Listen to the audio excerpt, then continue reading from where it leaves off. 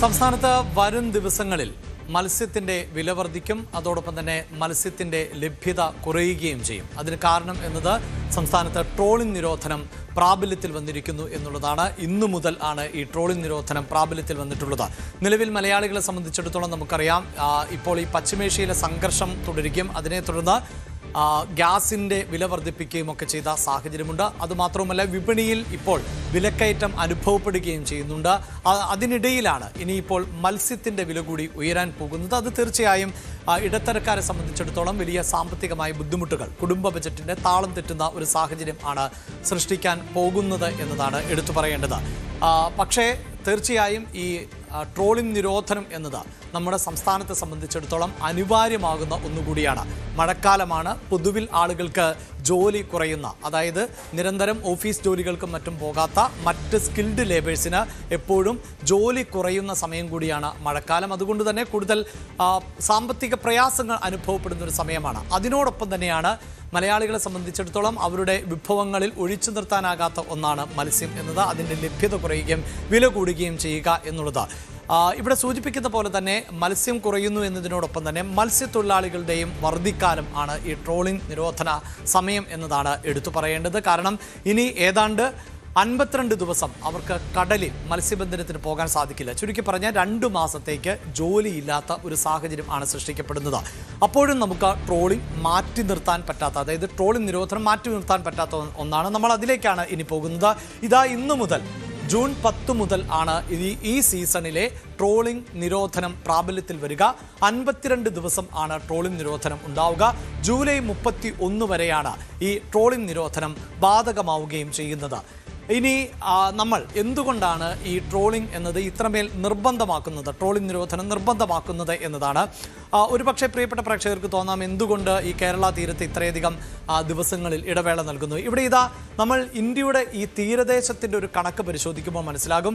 ഇന്ത്യയുടെ തീരപ്രദേശം എന്നത് 11,098 കിലോമീറ്റർ എന്നതാണ്. നമുക്ക് ഇന്ത്യയുടെ ഭൂപടത്തെ അറിയാം. അതിൽ 2/3 ഭാഗവും ഏതാണ്ട് കടലിനാൽ ചുറ്റപ്പെട്ടിരിക്കുന്നു എന്നതാണ്. അതുകൊണ്ട് തന്നെ നമ്മുടേത് ഒരു ഉപദ്വീപ് എന്ന് പറയാവുന്നതാണ്. അത് യഥാർത്ഥത്തിൽ വലിയ അനുഗ്രഹമാണ് എന്നതാണ് എടുത്തു പറയേണ്ടത്. അപ്പോൾ 11,098 കിലോമീറ്ററിൽ തന്നെ പ്രധാനപ്പെട്ട സംസ്ഥാനങ്ങൾ, അതായത് കേരളം, തമിഴ്നാട്, മഹാരാഷ്ട്ര, ഗുജറാത്ത് പോലെയുള്ള സംസ്ഥാനങ്ങളുടെ തീരപ്രദേശത്തിൻ്റെ കണക്കെടുക്കുമ്പോൾ അതുമാത്രം ഏതാണ്ട് 6,100 കിലോമീറ്റർ വരും എന്നുള്ളതാണ്.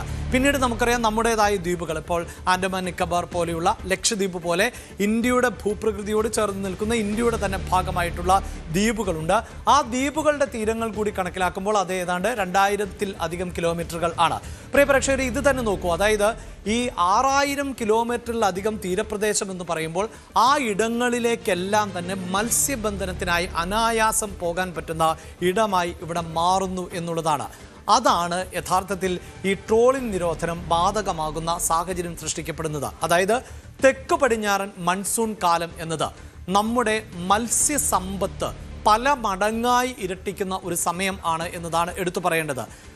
നമ്മുടെ തീരപ്രദേശങ്ങളിലെ പ്രധാനപ്പെട്ട മത്സ്യ ഇനങ്ങൾ അതിൻ്റെ പ്രജനന സമയത്തിലൂടെയാണ് ഇപ്പോൾ കടന്നു പോകുന്നത്. മീനുകൾ മുട്ടയിടുകയും ആ മുട്ട വിരിഞ്ഞ് കുഞ്ഞുങ്ങൾ ഉണ്ടാവുകയും ചെയ്യുന്ന ഏറ്റവും പ്രധാനപ്പെട്ട സമയം ആണിത് എന്നതാണ്. ഒരുപക്ഷെ മലയാളികൾക്ക് ഏറ്റവും ഇഷ്ടപ്പെട്ട അയില, മത്തി പോലെയൊക്കെയുള്ള മത്സ്യങ്ങൾ ഈ പ്രജനന സമയത്ത് കൂടുതൽ തീരങ്ങളിലേക്ക് കൂടി അടുത്തു വരുന്ന സമയം ആണ് എന്നതുകൊണ്ടാണ് ഈ ട്രോളിംഗ് നിരോധനം ഇത്രമേൽ കർക്കശമായി നിർബന്ധിതമായി നടപ്പിലാക്കുന്നത് എന്നതാണ് എടുത്തു പറയേണ്ടത്. അപ്പോൾ മത്സ്യക്കുഞ്ഞുങ്ങളെ നഷ്ടപ്പെടുക, മത്സ്യത്തിൻ്റെ മുട്ട നഷ്ടപ്പെടുക, അമ്മ മത്സ്യങ്ങൾ ഇല്ലാതാവുക, ഇതിൻ്റെയൊക്കെ സാഹചര്യം കണക്കിലെടുത്തുകൊണ്ടാണ് പ്രധാനമായും ഈ ആഴക്കടൽ മത്സ്യബന്ധനം തടയുന്നത്. ഇതെവിടെ നോക്കൂ, മത്സ്യസമ്പത്ത് കുറയുന്നു എന്ന് പറയുമ്പോൾ അത് തിരിച്ചടിയാകുന്നത് തീർച്ചയായും മത്സ്യബന്ധനത്തിന് പോകുന്ന മത്സ്യത്തൊഴിലാളികൾക്ക് തന്നെയാണ്. അതായത് ഒരു സീസണിൽ ട്രോളിംഗ് നിരോധനം നടപ്പിലാക്കുന്നില്ല എങ്കിൽ അത്രമേൽ വലിയ മത്സ്യസമ്പത്തായിരിക്കും നമ്മുടെ തീരപ്രദേശങ്ങളിൽ നഷ്ടമാവുക എന്നതാണ്. ഈ മുട്ടയും കുഞ്ഞുങ്ങളും അത് ഏറ്റവും പ്രധാനപ്പെട്ടത് ഈ സീസണിൽ ആണ്. അപ്പോൾ ഈ സമയത്ത് ആഴക്കടൽ മത്സ്യബന്ധനം നടത്തിയാൽ അമ്മ മത്സ്യങ്ങളും കുഞ്ഞു മത്സ്യങ്ങളും അതോടൊപ്പം തന്നെ മുട്ടയും നഷ്ടമാകുന്നു എന്നതുകൊണ്ടാണ്. അങ്ങനെ അമ്മ മത്സ്യങ്ങളുടെ നാശം വലിയ തോതിൽ, അതായത് ഒരു സീസണിൽ എത്രത്തോളം മത്സ്യങ്ങൾ നഷ്ടമാകുന്നുണ്ടോ, പിന്നീട് അങ്ങനെ ഒരു അവസരം നമ്മൾ നഷ്ടപ്പെടുത്തിയാൽ പല കാലങ്ങൾക്ക് ശേഷം മാത്രമായിരിക്കും ഈ മത്സ്യസമ്പത്ത് തിരികെ വരികയുള്ളൂ എന്നതാണ്. നമുക്കറിയാം മത്സ്യത്തിൻ്റെ ഒരു പ്രത്യേകത, മറ്റ് പല ഉൽപ്പന്നങ്ങളും നമ്മൾ കൃഷി ചെയ്ത് പരിപാലിച്ചാണ് എടുക്കുന്നത്. ഇപ്പോൾ വിളകളാകട്ടെ, നമ്മൾ കഴിക്കുന്ന പച്ചക്കറികളാകട്ടെ, എല്ലാം കൃഷി ചെയ്ത് വളവും വെള്ളവും ഒക്കെ നൽകി ദിവസങ്ങളോളം പരിചരിച്ചാണ് ആ ഉൽപ്പന്നത്തെ നമ്മൾ സൃഷ്ടിക്കുന്നതെങ്കിൽ മത്സ്യത്തിന് അങ്ങനെയൊന്നുമില്ല. നമ്മൾ കടലിൽ പോകുന്നു, മത്സ്യം പിടിക്കുന്നു, അത് ഭക്ഷിക്കുന്നു എന്നതാണ്. അപ്പോൾ ആ സാധ്യതയെ ഇല്ലാതാക്കരുത് എന്നതുകൊണ്ടാണ് ഈ ട്രോളിംഗ് എന്നത് നിർബന്ധമാക്കുന്നത്, ട്രോളിംഗ് നിരോധനം നിർബന്ധമാക്കുന്നത്. ഇനി നിരോധനം ബാധകമാകുന്നത് ആർക്കൊക്കെയാണ് എന്നതാണ്. ആഴക്കടൽ മത്സ്യബന്ധനം, അതായത് 12 നോട്ടിക്കലിന് അപ്പുറത്തേക്ക്, തീരപ്രദേശത്ത് നിന്ന് 12 നോട്ടിക്കലിന് അപ്പുറത്തേക്ക് പോയിക്കൊണ്ടുള്ള ആഴക്കടൽ മത്സ്യബന്ധനത്തിനാണ് നിരോധനം ബാധകമാകുന്നത്. യന്ത്രവൽകൃത ബോട്ടുകൾ, അവിടെ നമുക്കറിയാം ഒരു കാലഘട്ടത്തിൽ, അതായത് ഈ ട്രോളിങ്ങിനെ കുറിച്ചുള്ള ചർച്ചകളൊക്കെ ആരംഭിച്ചത് 1980 ശേഷമാണ്. 88 കൂടിയാണ് അത് നിർബന്ധിതമാക്കിയത്.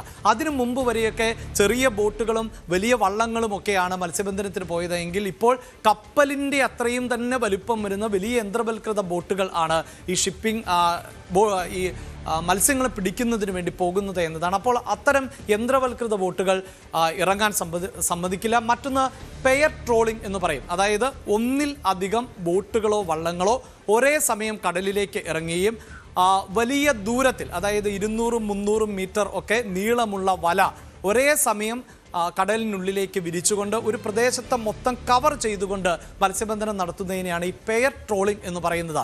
പെയർ ട്രോളിങ്ങിൻ്റെ മറ്റൊരു പ്രശ്നം എന്നത് നിരോധിക്കപ്പെട്ട വലയുണ്ട്, പെലാജിക് വലകൾ എന്നാണ് അവ അറിയപ്പെടുന്നത്. പെലാജിക് വലകളുടെ പ്രത്യേകത എന്നത് അത് ഡബിൾ ലെയർ ആണ്. അതായത് സാധാരണ നമുക്കറിയാം മത്സ്യങ്ങൾ പിടിക്കുമ്പോൾ പോലും ഒരു നിശ്ചിത വലിപ്പമുള്ള മത്സ്യങ്ങളാണ് നമ്മൾ ഭക്ഷണത്തിനായി അധികവും ഉപയോഗിക്കാറുള്ളത്. ഉഴുവ പോലെയൊക്കെയുള്ള ചെറിയ മീനുകളും ഉപയോഗിക്കുന്നുണ്ടില്ല എന്നല്ല. പക്ഷേ ഈ പെയർ ട്രോളിങ്ങിൻ്റെ ഒരു അപകടം എന്നത് വളരെ ചെറിയ മത്സ്യങ്ങൾ പോലും ഈ വലയ്ക്കുള്ളിൽ കുടുങ്ങിപ്പോകും എന്നതാണ്. അപ്പോൾ അവയ്ക്ക് വളരാനോ പിന്നീട് അവയ്ക്ക് പ്രജനനം നടത്താനോ ഒന്നും സാധിക്കില്ല. ഈ പെലാജിക്, അത് കേരള തീരത്ത് നിരോധിക്കപ്പെട്ടിട്ടുള്ള വലകളാണ്. പക്ഷേ പലപ്പോഴും അത് ഈ മത്സ്യത്തൊഴിലാളികളൊക്കെ ഉപയോഗിക്കുന്നു എന്ന് തന്നെയാണ് റിപ്പോർട്ടുകൾ. എന്തായാലും പെയർ ട്രോളിങ്ങും അനുവദിക്കില്ല. മറ്റൊന്ന് ഡീസൽ ബങ്കുകൾ ആണ്. ഈ നിലയിൽ തന്നെ, അതായത് ഒരേ സമയം തന്നെ ഈ ആഴക്കടലിൻ്റെ മത്സ്യബന്ധനം എന്നത് മത്സ്യസമ്പത്തിൻ്റെയും അവിടുത്തെ ഒരു ആവാസ വ്യവസ്ഥയെയും ഒക്കെ തകർക്കുന്ന സാഹചര്യമാണ് സൃഷ്ടിക്കുന്നത്. അതുകൊണ്ട് തന്നെയാണ് അന്യ സംസ്ഥാന ബോട്ടുകൾ, നമുക്കറിയാം കേരള തീരത്താണ് ഇപ്പോൾ, അതായത് രാജ്യവ്യാപകമായൊക്കെ ട്രോളിംഗ് ബാൻ നിലവിലുണ്ട്. മഹാരാഷ്ട്ര, ഗുജറാത്ത് തീരങ്ങളിലും ഒക്കെയുണ്ട്. നേരത്തെ ഇത് എല്ലാം ഒരേ സമയത്ത് നടത്താൻ തീരുമാനിച്ചിരുന്നു. പക്ഷേ മത്സ്യത്തൊഴിലാളികളുടെ എതിർപ്പുകൾ, ഒപ്പം സംസ്ഥാനങ്ങൾക്ക് കൂടി ഈ തീരമേഖലയിൽ അവരുടേതായ സ്വാതന്ത്ര്യമുണ്ട്. അതുകൊണ്ട് തന്നെ അതിലൊക്കെ വ്യത്യാസമുണ്ട് എങ്കിൽ പോലും മറ്റ് സംസ്ഥാനങ്ങളിൽ നിന്ന്, ഒരുപക്ഷെ ഒഡീഷ തീരത്ത് നിന്ന്, ഗുജറാത്തിൽ നിന്നൊക്കെയുള്ള ബോട്ടുകൾ കേരള തീരത്തൊക്കെ വരികയും ചെയ്യുന്നു. പലപ്പോഴും ഈ മത്തി എന്ന് വിളിക്കുന്ന, ചാള എന്നൊക്കെ വിളിക്കുന്ന മത്സ്യങ്ങൾക്ക് കേരള തീരത്തെ മത്സ്യങ്ങൾക്കാണ് കൂടുതൽ രുചിയുള്ളത് എന്നതുകൊണ്ടാണ് അത്തരം ബോട്ടുകളൊക്കെ ഈ കേരള തീരത്തേക്ക് വരുന്നത്. അതിനും നിരോധനമുണ്ട് എന്നതാണ്. ഇനി നിരോധനം ബാധകമല്ലാത്ത ആളുകൾ ഉണ്ട്. അതായത് പൂർണ്ണമായും മത്സ്യമേഖല സ്തംഭിക്കുകയല്ല. അതാണ് ഞാൻ നേരത്തെ സൂചിപ്പിച്ചത്. മത്സ്യത്തിൻ്റെ ലഭ്യത കുറയുകയാണ് ചെയ്യാൻ പോകുന്നത്. പരമ്പരാഗതമായി മത്സ്യബന്ധനം നടത്തുന്ന ആളുകളുണ്ട്. അവരങ്ങനെ ആഴക്കടലിൽ പോയി അല്ല മത്സ്യബന്ധനം നടത്തുന്നത്, മറിച്ച് തീരദേശത്തോട് ചേർന്ന് മത്സ്യബന്ധനം നടത്തുന്ന ചെറുവള്ളങ്ങളിലൊക്കെ മത്സ്യബന്ധനം നടത്തുന്നവർക്ക് ഈ ട്രോളിംഗ് നിരോധനം എന്നത് ബാധകമല്ല. ചെറുവള്ളങ്ങളിൽ മത്സ്യബന്ധനത്തിന് അനുമതി നൽകും. ഒപ്പം തീരത്ത് നിന്ന് 12 നോട്ടിക്കൽ മൈൽ വരെ പോയി നമുക്ക്, അതായത് മത്സ്യത്തൊഴിലാളികൾക്ക് മത്സ്യബന്ധനം നടത്താം. അതിന് അപ്പുറത്തേക്ക് പോയാൽ കർശനമായ നടപടികൾ ഉണ്ടാകും.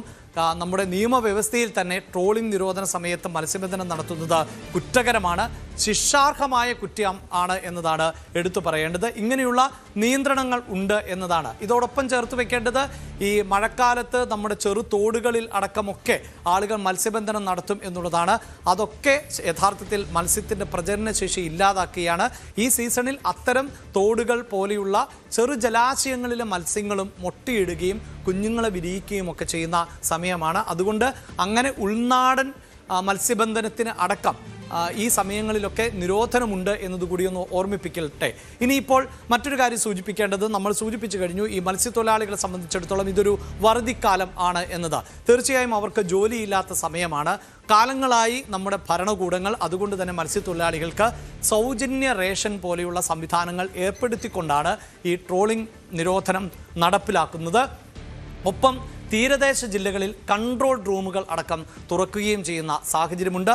മറ്റൊരു കാര്യം എടുത്തു പറയേണ്ടത്, പൊതുവിൽ ഈ മത്സ്യബന്ധനത്തിനായി നിരവധിയായ ബോട്ടുകൾ ഉൾക്കടലിൽ ഉണ്ടെങ്കിൽ, അല്ലെങ്കിൽ 12 നോട്ടിക്കൽ മൈലിന് അപ്പുറത്തേക്കോ ഇപ്പുറത്തോ ഒക്കെ ഉണ്ടെങ്കിൽ, ഈ ട്രോളിംഗ് നിരോധനം വരുന്ന സമയത്ത് വളരെ കുറച്ച് ചെറിയ ബോട്ടുകളും ചെറു തോണികളുമൊക്കെയാണ് കടലിലേക്ക് പോവുക. അപ്പോൾ അപകട സാധ്യത വളരെ കൂടുതലാണ്. കൂടുതൽ ആളുകൾ ഉണ്ടെങ്കിൽ ഒരു ബോട്ട് അപകടത്തിൽപ്പെട്ടാൽ, ഒരു വള്ളം അപകടത്തിൽപ്പെട്ടാൽ അത് അറിയിക്കുകയോ ചെയ്യാം. അതായത് റഡാർ സംവിധാനങ്ങൾ, ഫോണുകൾ, കരയുമായി ബന്ധപ്പെടാനുള്ള സംവിധാനങ്ങൾ, അതെല്ലാം കുറഞ്ഞു പോകുന്ന ഒരു സമയമാണ് എന്നതുകൊണ്ട് തന്നെ ചെറുവള്ളങ്ങൾ കടലിലേക്ക് പോകുമ്പോൾ ഏറ്റവും സൂക്ഷിക്കേണ്ട സമയമാണ്.